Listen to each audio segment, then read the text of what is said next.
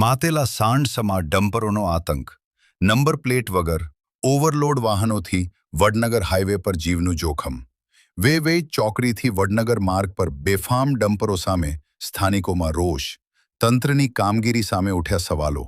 વડનગરથી ઈડર તરફ 4 lane highway પર વિકાસ કાર્યની આડમાં નિયમોના ખુલ્લેઆમ ભંગ થતો હોવાના ગંભીર આક્ષેપો સામે આવ્યા છે. રાજસ્થાનની રવિ ઇન્ફ્રા પ્રાઇવેટ લિમિટેડ દ્વારા હાથ ધરાયેલા રોડ નિર્માણ કાર્ય દરમિયાન મોટી સંખ્યામાં ડમ્પરો મારફતે માટીનું પરિવહન કરવામાં આવી રહ્યું છે. પરંતુ આ કામગીરી હવે સ્થાનિકો અને વાહન ચાલકો માટે જોખમરૂપ બની રહી હોવાનું જોવા મળી રહ્યું છે. વેવેઈ ચોકડીથી વડનગર સુધીના માર્ગ પર દિવસ રાત બેફામ ગતિએ દોડતા ડમ્પરોના કારણે ખાસ કરીને દ્વિચક્રી વાહન ચાલકો ભારે પરેશાની અનુભવી રહ્યા છે.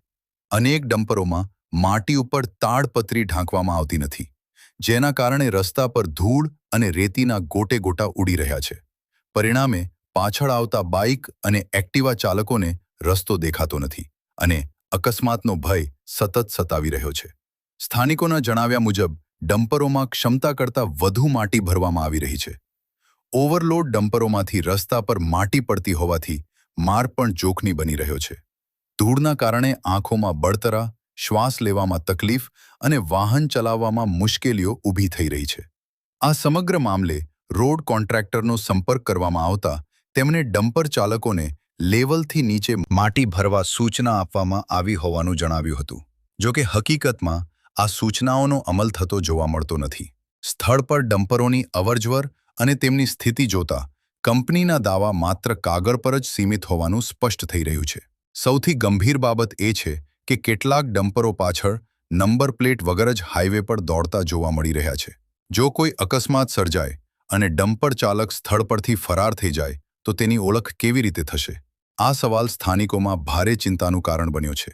નંબર પ્લેટ વગરના વાહનો આરટીઓના નિયમોનો ખુલ્લેઆમ ભંગ કરતા હોવા છતાં તેમની સામે કાર્યવાહી કેમ થતી નથી તે અંગે પણ પ્રશ્નો ઉઠી રહ્યા છે. સ્થાનિક રહીશો અને વાહન ચાલકો હવે મહેસાણા જિલ્લા પોલીસ, આરટીઓ વિભાગ તેમજ ખાણ ખનીજ વિભાગ પાસેથી તાત્કાલિક કાર્યવાહી કરવાની માંગ કરી રહ્યા છે. લોકોનું કહેવું છે કે તાડપત્રી વગરના, ઓવરલોડ અને નંબર પ્લેટ વગરના ડમ્પરો સામે કડક દંડાત્મક કાર્યવાહી થવી જોઈએ, જેથી કોઈ નિર્દોષ વ્યક્તિનો જીવ જોખમમાં ન મુકાય. આ સાથે જ એક વધુ મહત્વનો પ્રશ્ન પણ ચર્ચાનો વિષય બન્યો છે. હાઈવે નિર્માણ માટે દરરોજ મોટી માત્રામાં લાવવામાં આવતી માટી ક્યાંથી આવે છે? શું આ માટીના ખનન અને પરિવહન માટે જરૂરી રોયલ્ટી પાસ તથા મંજૂરીઓ લેવામાં આવી છે? જો છે તો તેની નિયમિત ચકાસણી કેમ થતી નથી? અને જો નથી તો જવાબદાર સામે કાર્યવાહી કેમ કરવામાં આવતી નથી? હાલ જનતા તંત્ર પાસેથી જવાબ અને કાર્યવાહી બંનેની રાહ જોઈ રહી છે.